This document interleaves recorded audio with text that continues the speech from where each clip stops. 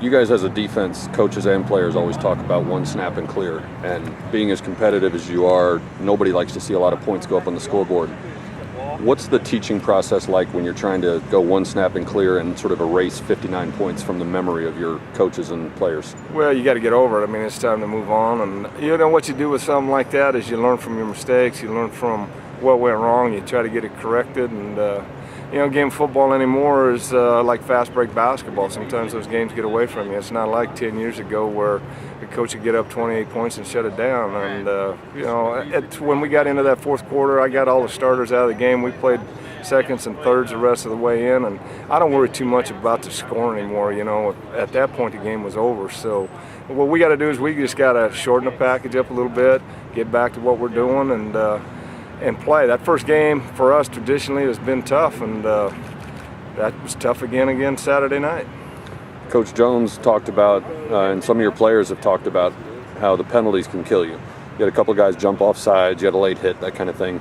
Were you surprised that some of those penalties came from upperclassmen rather than maybe a freshman or sophomore who might feel early season jitters? Not really. I mean, you get that in the first ball game. Kids, we haven't really hit anybody since the Pittsburgh game, and it's first live contact for these kids. And, how the calls go, that's how the officials see it. And, we're going to teach aggressiveness, and we may get a few of those. So my thing is, again, we talk about one snap and clear, and hey, we got a 15-yarder. That's another opportunity to line up again for 3 more downs.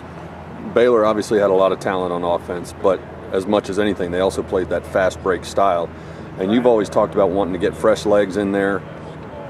How can you even get guys in and out when they're lining up and snapping that quickly? Well, that's the thing. You gotta choose when you get your subs in the game, and you're usually talking about when the ball's on a hash to your sideline, and that way you can get guys in. That's the way football's going these days. They try to get a snap off every 18 seconds, and we practice it and stuff, but you really can't duplicate the tempo of a game in practice. So you got to get game experience. And again, it's game one. I'm not.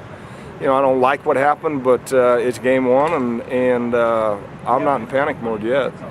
Neither team had a sack the other day in Waco, but when you've got guys who are obviously tired chasing that fast offense around, did that change the pass rushes that you were calling or the schemes that you were calling up front simply because those guys were running out of wind? It had something to do with it, but, I really don't change a lot of calls. During that game, we got beat deep a couple times. Some of the techniques we were teaching, we weren't getting played out on the field, and resulted in a couple big plays early in that game. And I think I got away from some of the fire zone stuff just because of they were taking advantage of some of the things our kids weren't doing. So, we got to get that corrected this week, but overall, I don't really change a lot of calls just based on what they're doing. I mean, we're going to do what we do, and that's play fast and aggressive. Coach Jones has talked about how Stephen F. Austin does some things similarly to Baylor on offense, the way they play sort of a hurry-up scheme.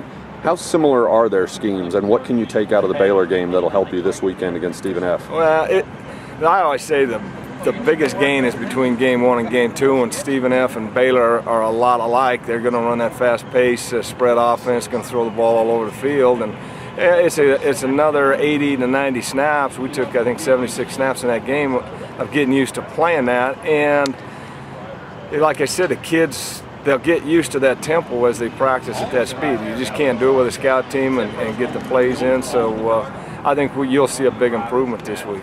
Is there one guy or one aspect of Stephen F.'s offense that concerns you the most going into Saturday? Well, yeah, you got to control their passing game. They got a good quarterback and they got a good receiver core, so we've got to do a good job defending the pass, and we can't give up big plays. I mean, the Baylor game was a result of a lot of big plays. I think we had 12 pass plays that were over 16 yards, and anytime you give those kind of yards up, that hurts you, and we just got to limit big plays. We got to try to get it to 2 or 3 plays that go for over 20 yards in the passing game. We'll be successful.